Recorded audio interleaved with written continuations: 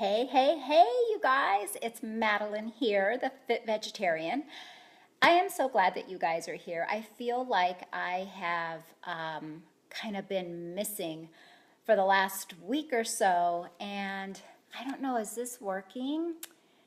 I'm not sure. I think I might have a poor connection. I'm just going to keep going, and hopefully I'll get some feedback from you guys. Let me know if you can see me, if you can hear me.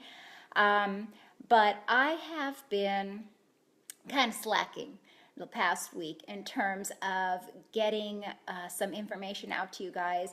The last time that we chatted, I was presenting to you some information about inflammation in the body and what that kind of looks like and what it feels like. And I had told you guys that I was going to let you guys know how to kind of make that inflammation less within your body through the foods that you eat. So that is what we're going to talk about today, okay? We all know that like nutrition is so important, right?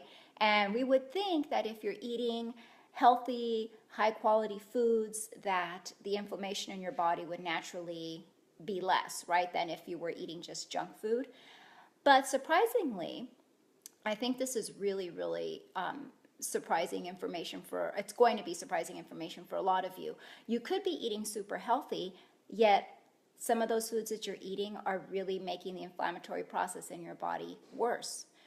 Things like cow's milk, for example, is a big one that is a big offender in terms of making the inflammation within your body worse. So look out for that.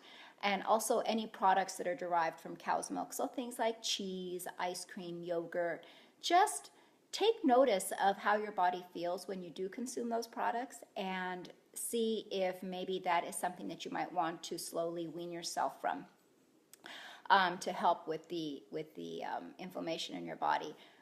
Gluten, which is found in wheat, barley, rye, that is a big offender, especially for people who have celiac disease or who have gluten sensitivity like I do. I know that whenever I have anything that has gluten in it, oh my goodness, my body just kind of goes into overdrive in terms of pain, in terms of stomach bloat, stomach discomfort, and those, are signs of, hey, your body can't tolerate this, this isn't good for you. So that's another one. Alcohol is another one, and yes, I know technically it's not a nutritious food, but red wine, a glass of red wine on occasion is well documented to be good for the heart. So I'm just saying. But alcohol is another offender that's known to kind of exacerbate or make worse the inflammation in your body.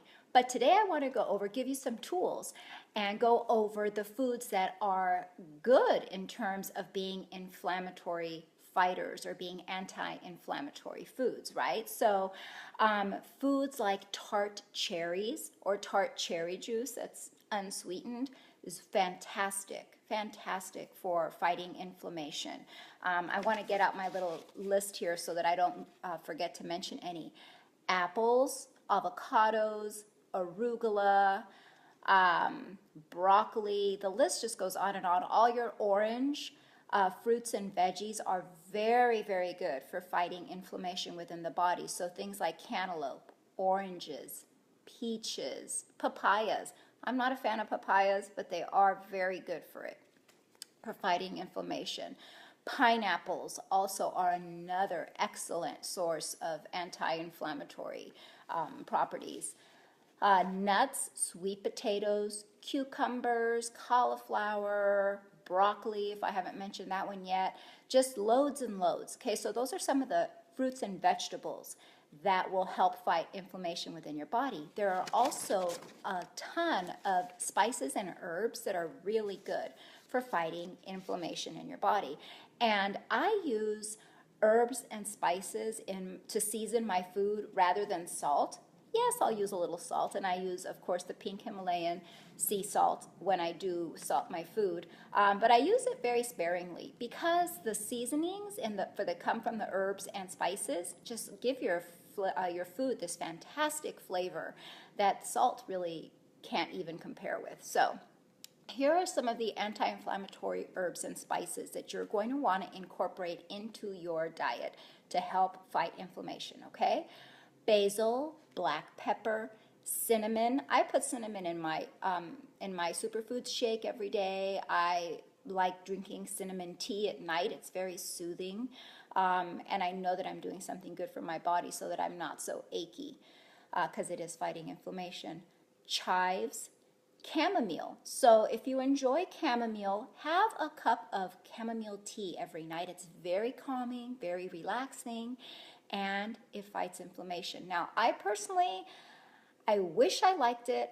I do not like chamomile, but if you do like the taste of it, I strongly encourage you to enjoy a cup of chamomile tea every night so that you'll feel so much better because it will fight that inflammation in your body.